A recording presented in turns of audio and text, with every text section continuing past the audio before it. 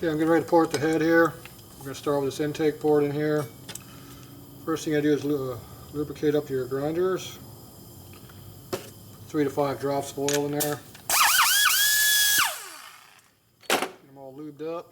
Got a whole stack of these I just did, so we're in the last couple. Just use like Marvel Mystery Oil in there or air tool oil.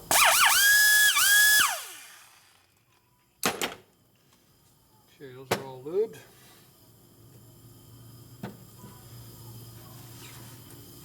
Okay, now we go ahead and start grinding this way. We start with a coarser stone first, or not stone, cutter.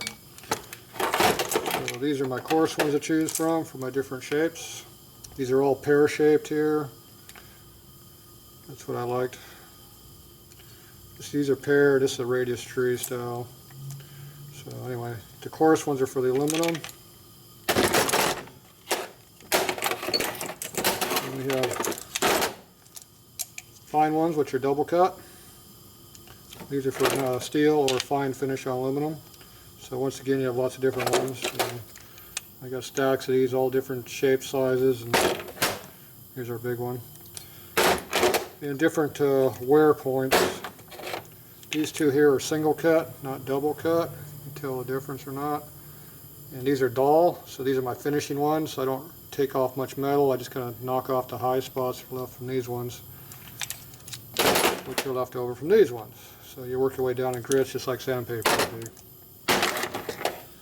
So first thing I do is, like I said, knock off this spot right in here.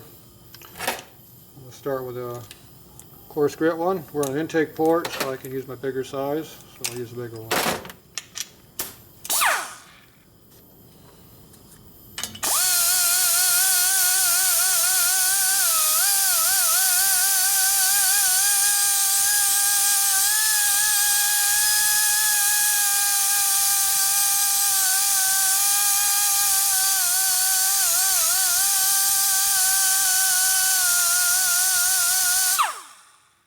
Kind of listen how the cutter digs in and kind of tell where you're at.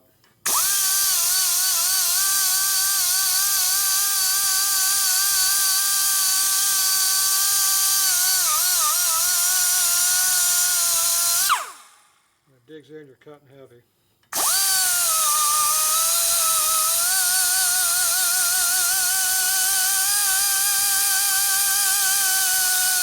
So lots of moving around, don't hold it in one spot.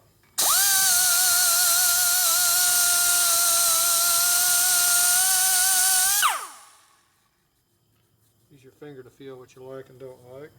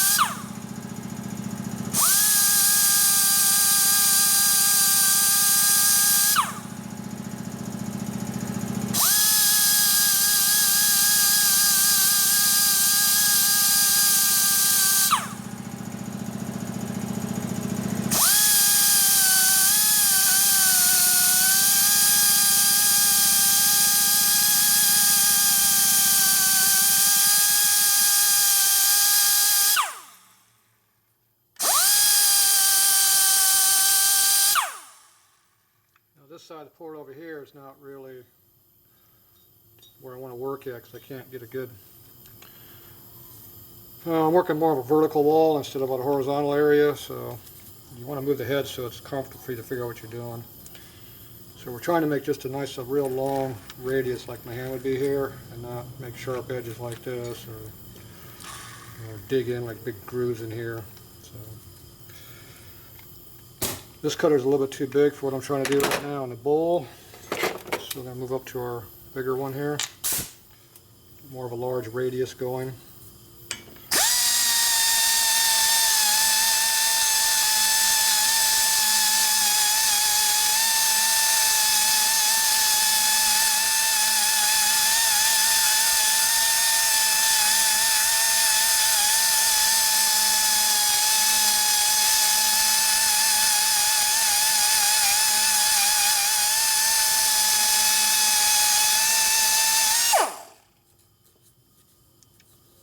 So you want to have a nice even radius. I got my fingers going around.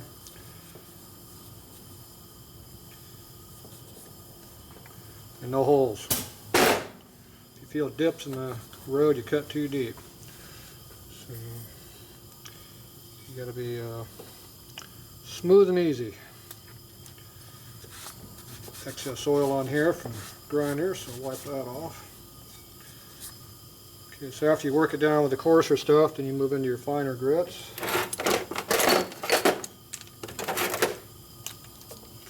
Now these here,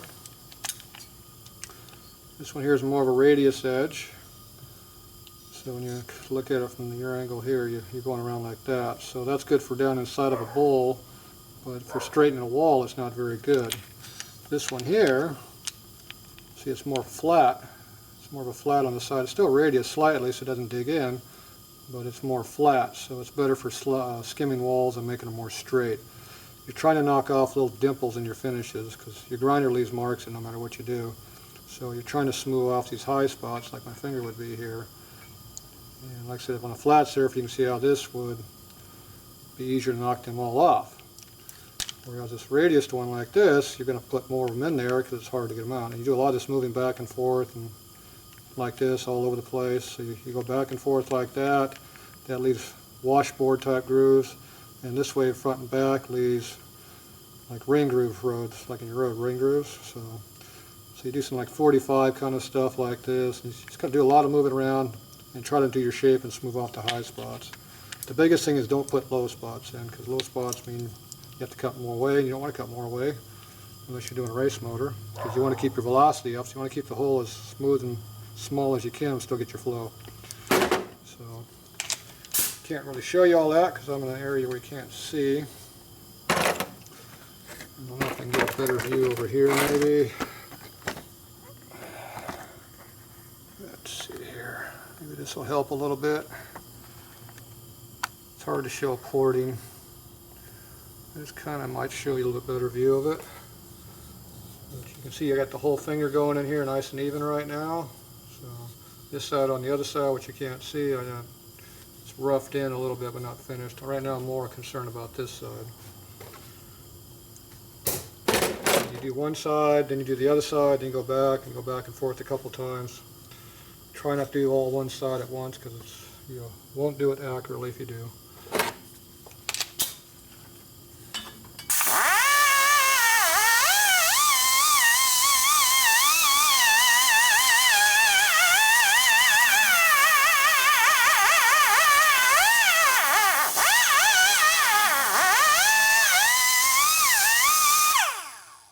Here I feather the throttle quite a bit, so you only put more pressure on it when you need to.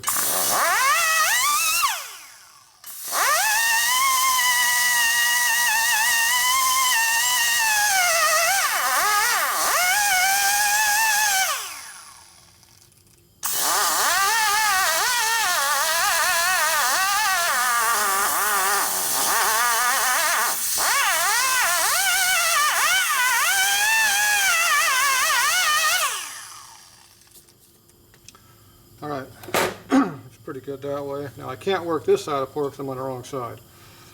So I have to flip the head around to get to that. Because see, my cutter only goes in this far, and you see I'm working off the tip of the cutter and not the side of the cutter.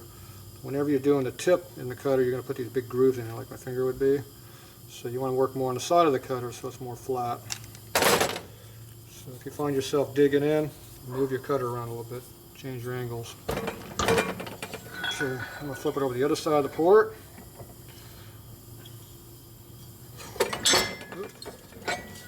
See, I wasn't in the right spot there. find the angle where it's comfortable for me, not where the camera can see it. Try to get it where you can see better over here. Try lowering this a little bit might help. Yeah, that's not bad. Might be able to see a little bit. So right now there's a transition right where my fingertip is, which is hard to see. Get lower yet maybe.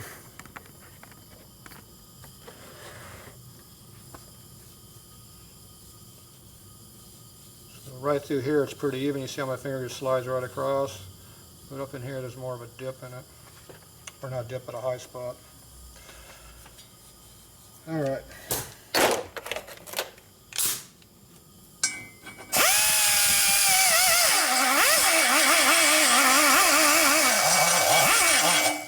Try to work with the biggest cutter as you can because it gives you more of a flat area. You know, obviously a small one like this would tend to dig in a lot more than this big one would be.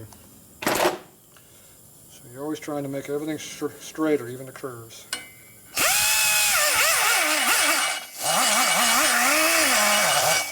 Now obviously you want to stay off your valve seat, otherwise you get to redo the valve job.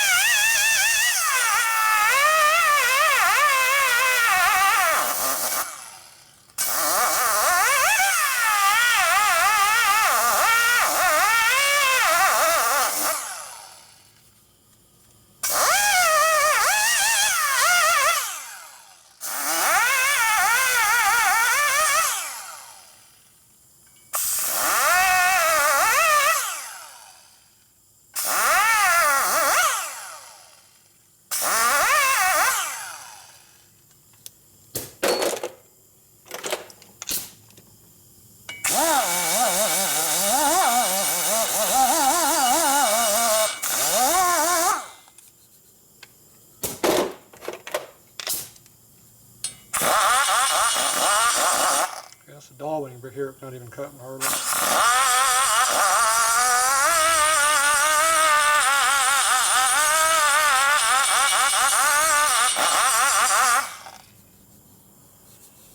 Alright. I got both sides kind of roughed in. I'm going to go back to the other side now.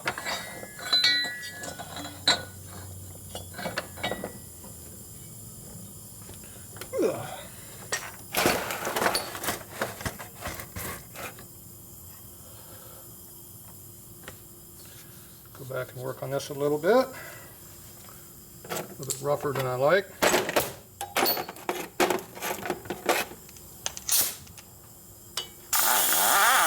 Usually one side of the port you got to do more work on than the other, just the way the cast heads.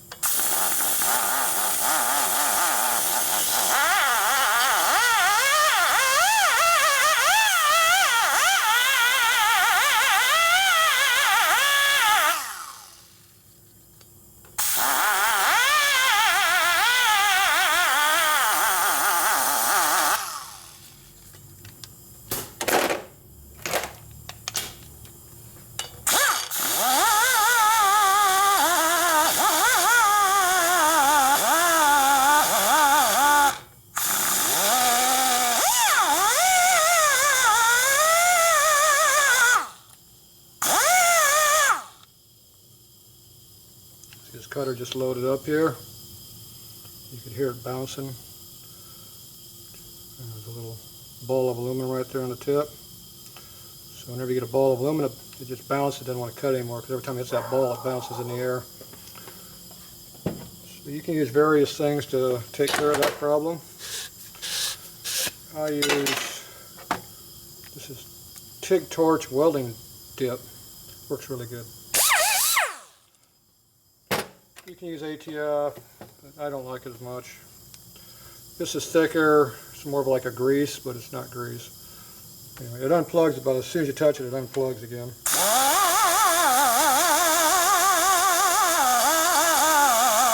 Here how it's not bouncing no more, it just cleans it right up the tip.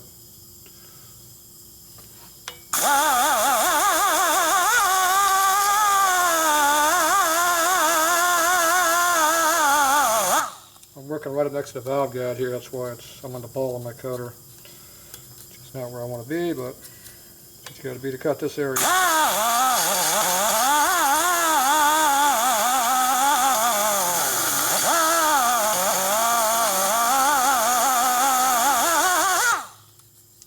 Pretty much using the valve guide as a gauge to go around. I just lightly bounce up against the guide here and let the guide kind of follow me around.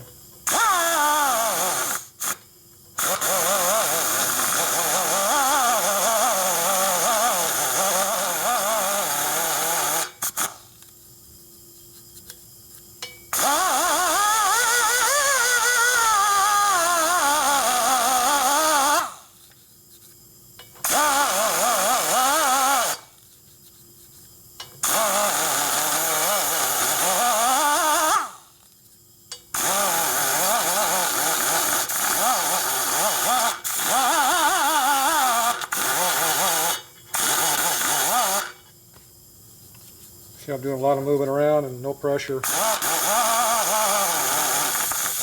Trying to take off high spots.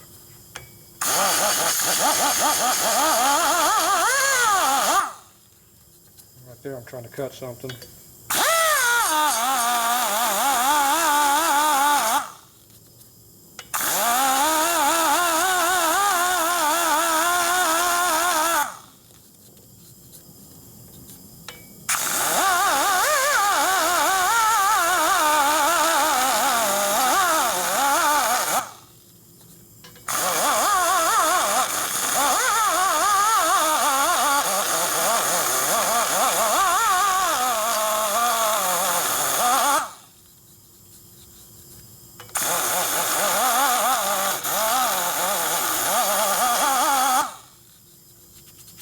It's really hard to work on the tip of your grinder here.